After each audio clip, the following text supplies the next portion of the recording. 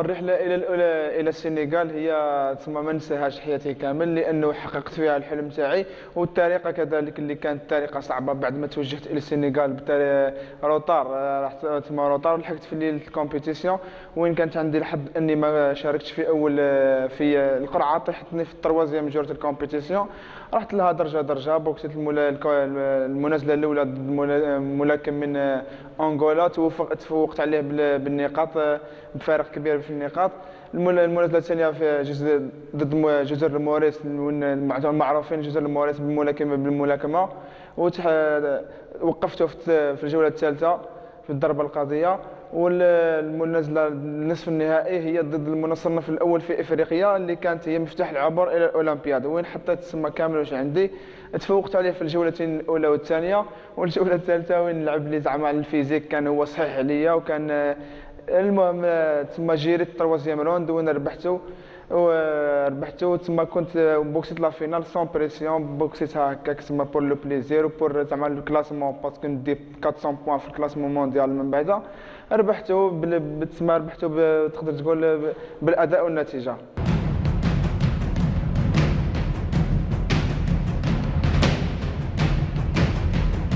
ان شاء الله بوركوا با الميداليه اولمبيه هي حلم كل اي رياضي، وانا مش راح ندخر اي جهد في الحصول على ذلك، لاني بواسطه راح نفرح والدي، راح نفرح الشعب الجزائري كامل، وكذلك نحقق الحلم تاعي، لاني الحلم تاعي هو الميداليه الاولمبيه، ومانيش راح نتوقف ان شاء الله حتى نهز العلام تاعي ان شاء الله.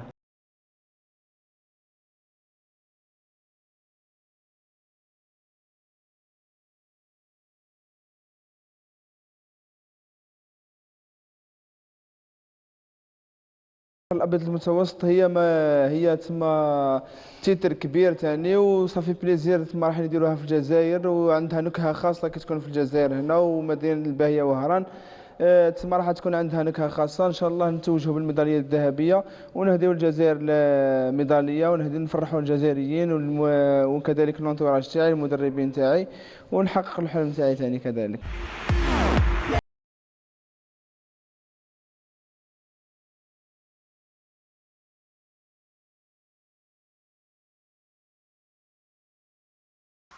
طموحات الموشي كما قلت لك هما التتويج بجميع الميداليات الممكنة، والتوجه إلى الاحتراف ثاني كذلك، نقوم بعدة منازلات احترافية. بعد ذلك ربما ثم نتوجه إلى التدريب، وين نحل صالة في قسنطينة، وين ننقل زعما واش تعلمت أنا، وننقل الخبرة تاعي للأبناء الحي تاعي، وإن شاء الله نخرج دي شامبيون بوركوا با.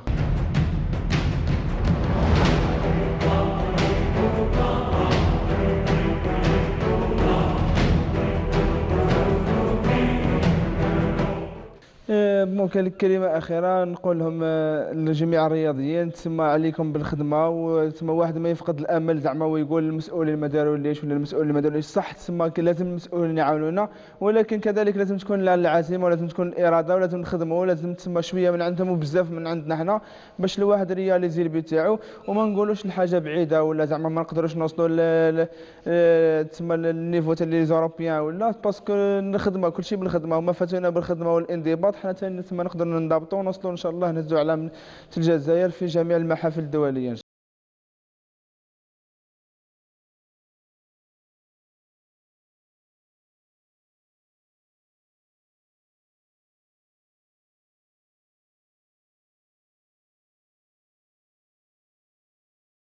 Portrait, magnifique musique de Rocky Balboa pour accompagner ce jeune Nemouchi, peut-être de la même région, Nemouchi, Nemouchi. Ça doit être un cousin que je dois retrouver parce qu'il est boxeur, j'ai besoin de lui.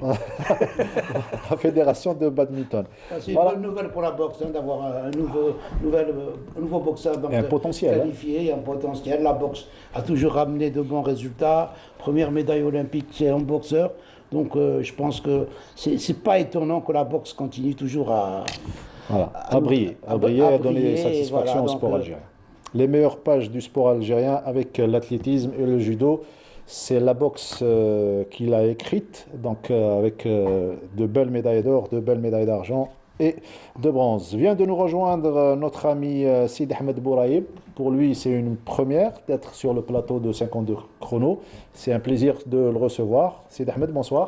Bonsoir Mortar, bonsoir messieurs. Je suis Voilà. ravi d'être avec vous.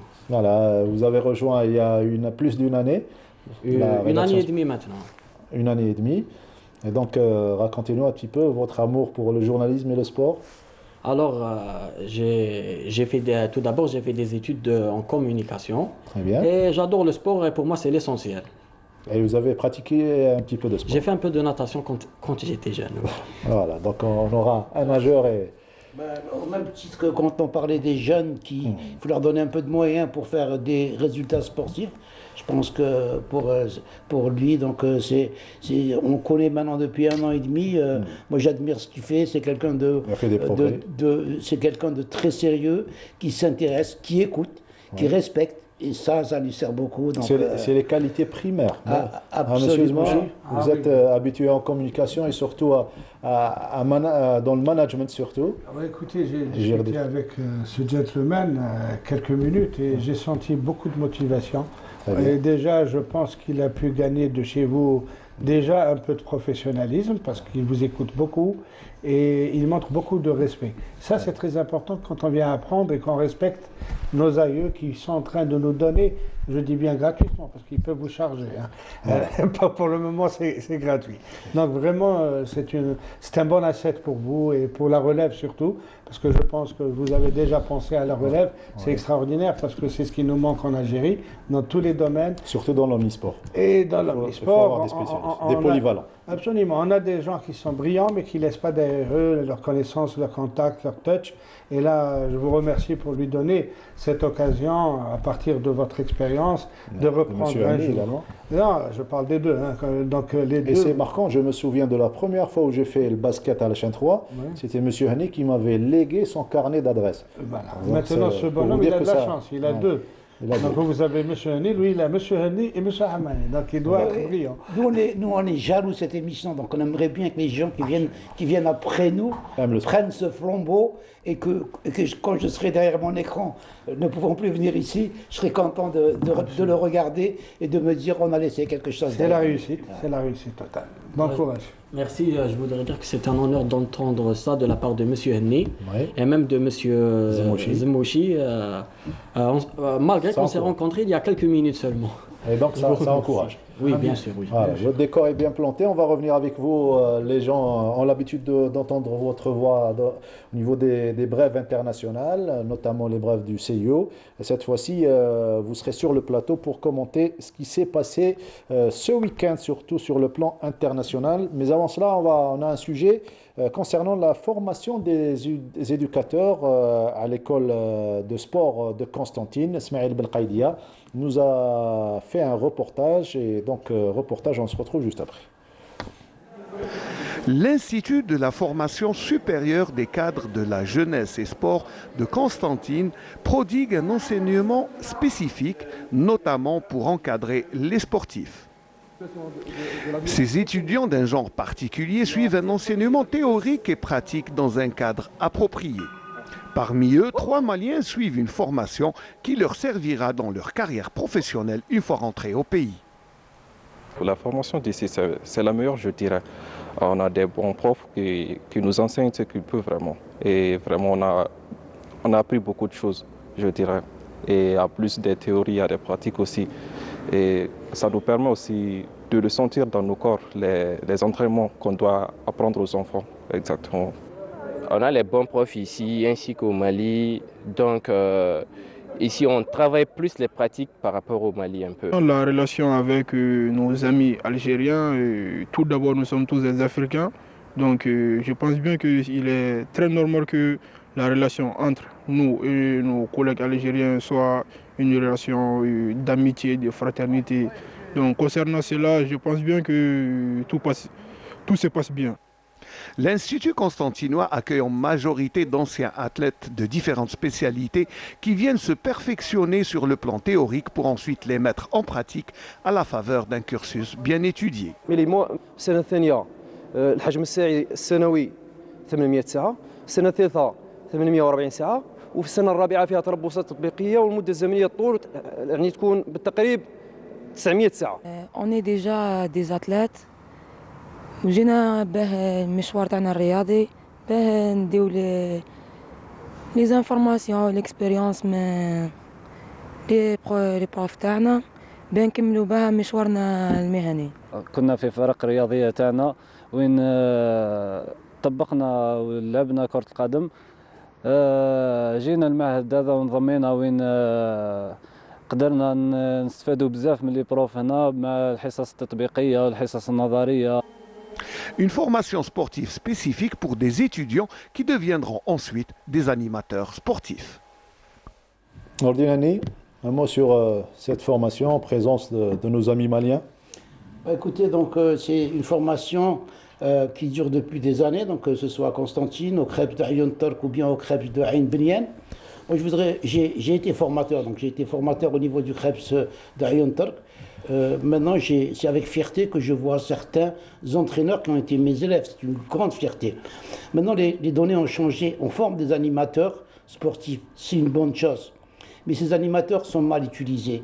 On parle de les mettre dans des associations. Moi, je dis que ces animateurs, puisque la formation qu'il y avait avant de profs adjoints, de professeurs d'éducation physique, le sport scolaire, on l'a délaissé. Ces animateurs doivent servir à promouvoir le sport scolaire. C'est des gens qui ont été formés pour l'éducation physique et sportive. Donc il ne faut pas les laisser aller dans des associations ou autres, parce qu'on peut faire les deux. Moi, j'ai été enseignant dans un lycée et à côté, j'étais entraîneur d'une catégorie de handball. On peut faire les deux. Donc, c'est bien de continuer cette formation d'éducateur, mais ne pas les laisser dans la nature. D'abord, parce qu'il n'y a pas de poste budgétaire suffisant. Donc, ils ne vont pas travailler. Ils vont être obligés de faire n'importe quoi. Donc, il faut essayer de les récupérer et les mettre. Le ministère de la Jeunesse et des Sports, avec le ministère de l'Éducation nationale, doivent les prendre en charge. Et c'est eux qui vont nous former la future élite. Moi, si on utilise ça et qu'on les met dans les établissements scolaires, vous allez voir le résultat. Il faut savoir les exploiter. Absolument, absolument, et je rejoins toujours le même avis, parce qu'on a signé un contrat, par exemple, avec le président de la fédération, des fédérations scolaires et sportives, mais c'est la base, c'est là-bas où on va donner d'abord la chance aux élèves d'avoir des animateurs comme ça, qui leur donnent l'amour et la passion de tous les sports. À partir de là, les enfants qui vont toucher à plusieurs disciplines, ils vont eux-mêmes s'orienter vers la discipline qu'ils vont aimer. C'est-à-dire que c'est très important, après, ils viendront vers des clubs déjà préparés. Ils savent ce que c'est que le badminton ou le handball, ils ont cet amour, et là, on peut trouver des champions, ils peuvent détecter. Inch'Allah, la rubrique Interactu, et on se retrouve juste après.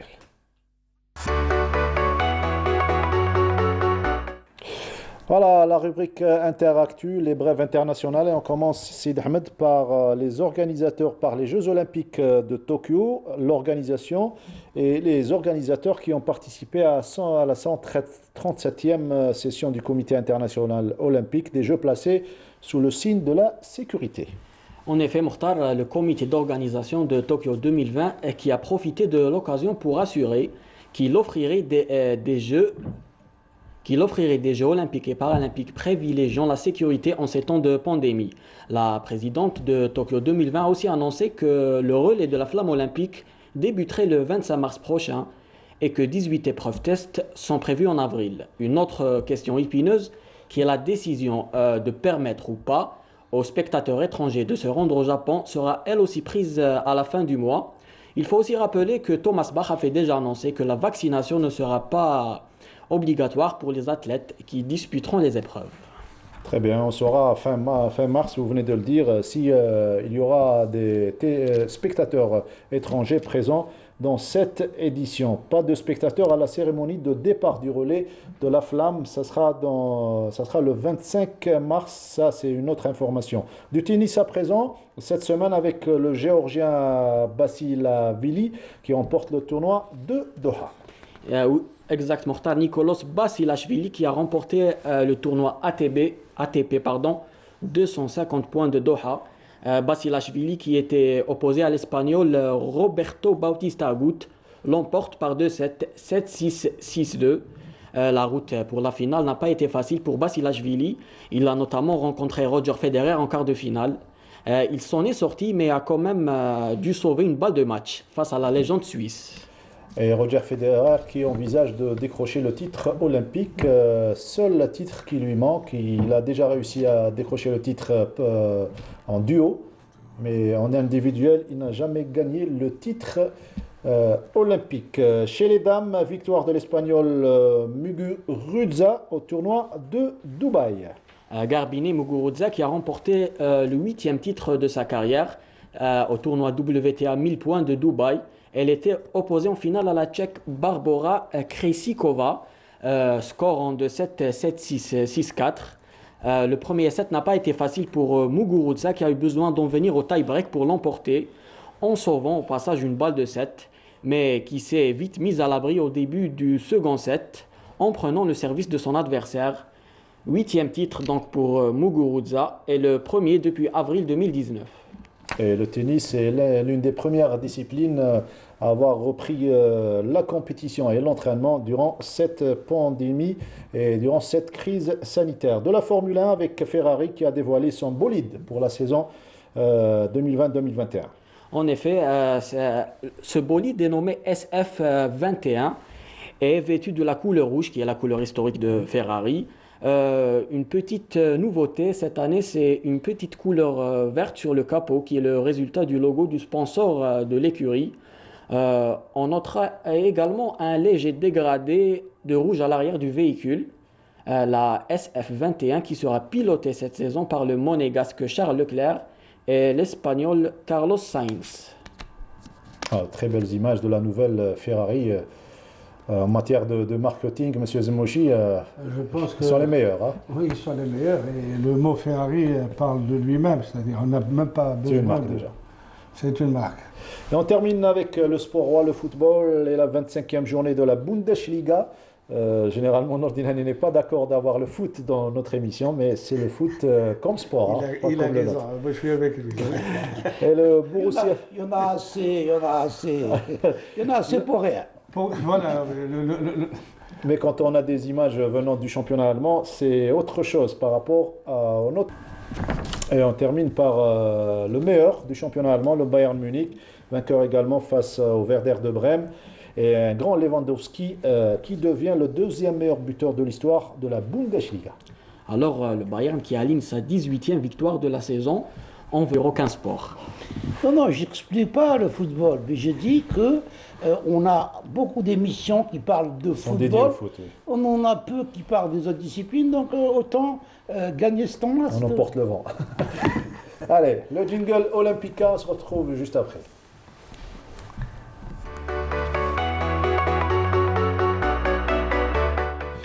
Et la rubrique Olympica, on va l'entamer par la réélection de Thomas Bach pour un deuxième mandat à la tête du Comité olympique international. Sid Ahmed Bouraïb nous retrace le parcours depuis 2013. I have the honor and the pleasure to announce that the 9th President of the International Olympic Committee is Thomas Bach. C'est un certain 10 septembre 2013 et lors de la 125e session du Comité international olympique que Thomas Bach est élu président pour un mandat de 8 ans et succède au Belge Jacques Rogge. Son élection à la tête du CIO en 2013 a soulevé des critiques qui ont rappelé qu'il avait été avocat d'un équipementier de renom où il fut introduit dans les milieux économico-sportifs. Personnage accusé de mêler le sport et les affaires, il est passé devant la commission d'éthique du CIO pour avoir conseillé la firme Siemens avec une rémunération de 400 000 € par an. Cette dernière ayant obtenu les principaux contrats pour fabriquer les infrastructures des JO de Pékin. Au cours de son premier mandat en tant que président du CIO, Thomas Bach a lancé un vaste train de réformes pour l'avenir du mouvement olympique et du CIO. L'agenda olympique 2020 qui a été adopté lors de la session du CIO en 2014 à Monaco. Un agenda qui comporte notamment la réforme du mode d'attribution des Jeux olympiques, avec la création de 2 commissions de futurs hôtes, une pour les Jeux d'hiver et une pour les Jeux d'été, rendant toute la procédure plus concertée et plus ciblée. Cette femme en lice.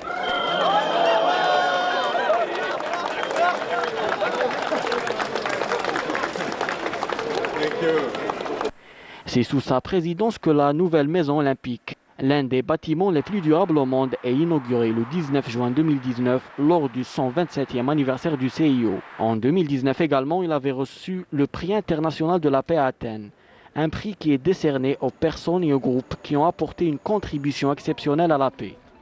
En 2020, Thomas Bach et le CIO se retrouvent face à une situation inédite. En pleine pandémie de coronavirus, ils décident du report d'un an des JO de Tokyo, prévus initialement à l'été 2020. C'est la première fois de l'histoire que des Jeux sont reportés en temps de paix. En mars 2021. Voilà donc pour le parcours de Thomas Bach, et on reste dans la rubrique Olympica et surtout on va faire un petit peu d'éducation olympique. On a l'habitude de voir les Jeux olympiques retransmis dans les différentes télévisions du monde. On a l'habitude de voir des champions, des médailles. Mais on parle rarement des choses qui ont de l'importance également, les valeurs olympiques, l'hymne des Jeux olympiques, c'est important. Juste à écouter l'hymne olympique, on a la chair de poule. Eh bien, Sidi Ahmed Bouraïb vous fait découvrir ce qu'est l'hymne olympique.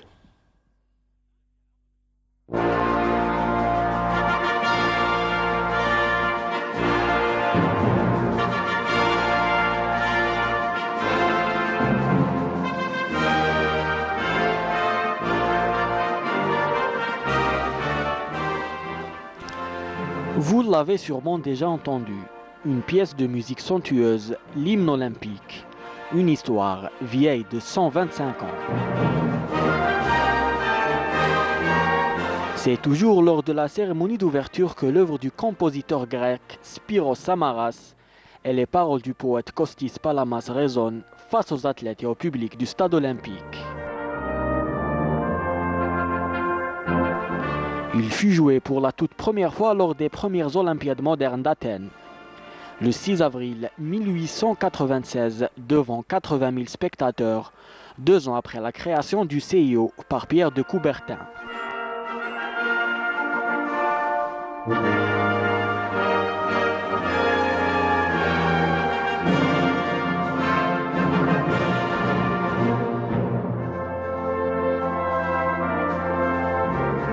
L'hymne olympique de Samaras et Palamas disparaît du programme par l'orchestre de Tokyo.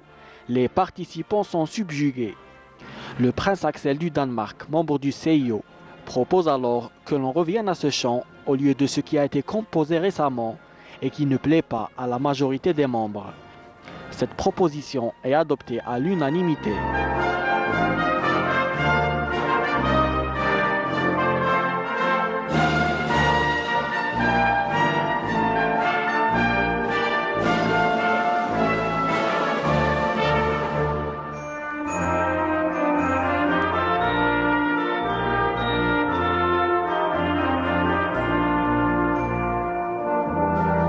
Les paroles de Kostis Palamas sont fréquemment traduites dans la langue du pays hôte, comme en anglais pour les Jeux de Los Angeles en 1984 ou ceux d'Atlanta en 1996.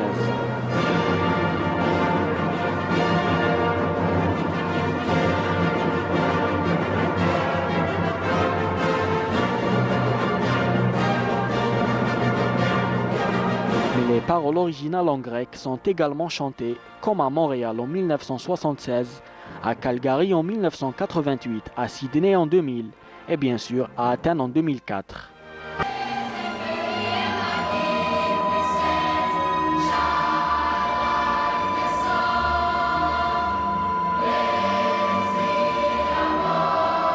Lors des derniers Jeux d'été disputés à ce jour, ceux de Rio 2016, l'hymne olympique a été interprété en anglais par une chorale d'enfants, tandis que le drapeau olympique brésilien était hissé à 2 mâts au centre du stade. Il s'agit toujours d'un moment particulièrement émouvant qui fait pleinement partie de la vie olympique.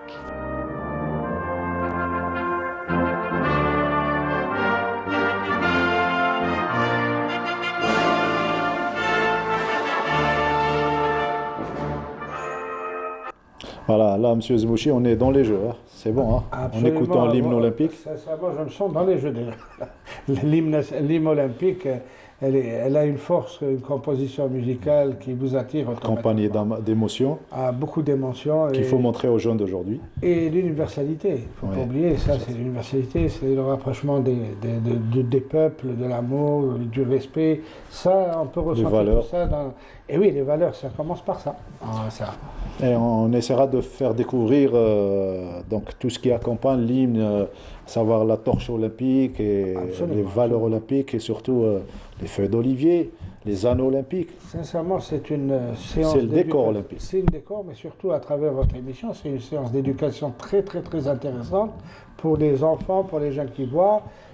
Et qui voient que le sport, c'est d'accord le sport, mais il y a des valeurs, il y a des choses qu'on peut rajouter et la connaissance. Ouais. C'est-à-dire que vous êtes en train même de former des jeunes qui peut-être vont rencontrer d'autres au niveau international et qui pourront répondre à des questions sans rester muets. Et ça va susciter peut-être des futurs champions badminton on a déjà d'aimer les jeux déjà. Oui, on a deux athlètes qui sont depuis le mois d'août en formation à Paris, parce qu'ils sont en train de s'entraîner pour gagner des points. Inch'Allah, ils vont pouvoir pour participer aux Jeux Olympiques. Donc, ils ont 4 Open, 4 tournois à faire. Ils ont terminé leurs entraînements. Ils vont à un tournoi à Paris et 3 autres au Portugal, au Pérou. Et s'ils gagnent des points, j'y serai avec eux, Inch'Allah, pour les encourager à faire plus que ça. Inch'Allah. Un dernier mot, peut-être un message pour la famille du badminton algérien. Eh bien, pour la famille du badminton algérien, moi, je leur dis encore merci d'avoir voté pour moi et je leur dis que nous allons travailler tous ensemble, sans aucune objection, et que nous allons d'abord commencer à montrer de l'engagement. Oui. De l'engagement, et j'ai dit et j'ai répété aux membres que nous n'allons plus attendre le ministère de nous donner de l'argent, même s'il nous donne. Oui. Je ne veux pas dire qu'on peut pas travailler sans équipement, mais j'attends d'eux qu'ils innovent, qu'ils ramènent de l'argent eux-mêmes. On essaie tous d'avancer sans être paralysés par l'attente toujours d'un budget ou quelque chose. Voilà. Eh ben merci, Nordin Hani, pour terminer. Il a réussi son baptême de feu, c'est Ahmed Ahmed, il a réussi sa première aujourd'hui. Tout comme Linda Taboul et Sarah Derbal, on souhaite la réussite à tous les membres de la rédaction sportive. Merci Monsieur Zemouchi d'avoir été parmi nous. Merci encore de m'avoir invité. Je sais que je me sens en famille, sincèrement. Voilà, c'est vrai, c'est réciproque. Voilà, c'était donc une spéciale badminton aujourd'hui. On essaiera d'avoir la semaine prochaine le président de la Fédération algérienne de natation et celui de la Fédération algérienne de gymnastique. D'ici là, restez branchés sur Canal Algérie. Nordin Hani, vous le retrouverez mercredi prochain avec Hakim Kshroud à partir de 14h30 pour la belle affiche de la Ligue 1 professionnelle entre le Paradou Athletic Club et la JS Saoura. Il fait du foot. Oui, il est trahi par la programmation. Tous les week-ends à la radio, je fais du foot. Allez, merci. Merci à toute l'équipe du studio numéro 7. Merci à notre réalisatrice Amal Benbatouche, notre script Youssef Issaad et tout le monde qui ont participé donc à la réussite de cette émission. À lundi prochain.